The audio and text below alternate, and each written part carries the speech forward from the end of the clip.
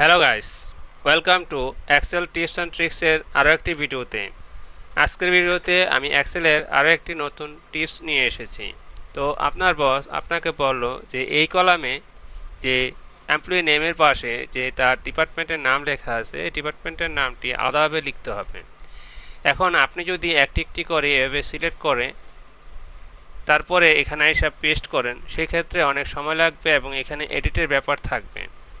তো এই কাজটি আরও সহজে কীভাবে করা যায় সেটা এখন আমরা করব। এই জন্য আমাদের এই প্রথম যে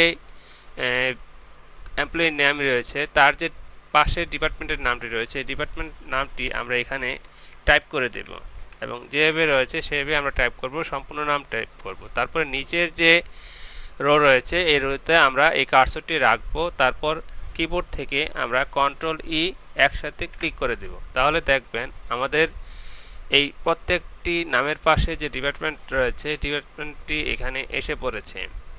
তো এখানে আরেকটি প্রবলেম রয়েছে, বাঁ পাশে দেখুন এই ডিপার্টমেন্টের নামগুলো কিন্তু এখান থেকে বাদ দিতে হবে। সেই জন্য আমাদের কি করতে হবে, এই জন্য আমাদের কিবোর্ড থেকে কন্ট্রোল-এস ক্লিক করতে হবে। তাহলে আমাদের এরকম একটি পপ আপ বক্স আসবে। এরপর এই যে প্রথম যে বক্সটি রয়েছে, প্রথম ঘরে আমাদের এখানে ফার্স্ট ব্র্যাকেট এবং তারপরে একটা স্টার টাইপ করতে হবে এবং দ্বিতীয় বক্সটি আমাদের খালি রেখে দিতে হবে।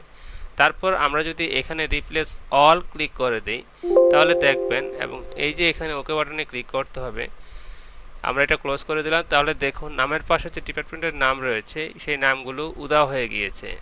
দেখছেন কি সুন্দর ম্যাজিক। তো এভাবে আপনি শর্টকাটে সহজে কম সময়ে আপনি এই কাজটি করতে পারবেন। তো এই ছিল আজকের ভিডিও। আশা করি ভিডিওটি ভালো লেগেছে।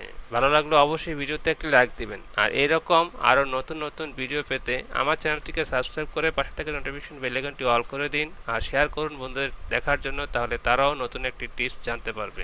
ভালো থাকবেন। আল্লাহ হাফেজ।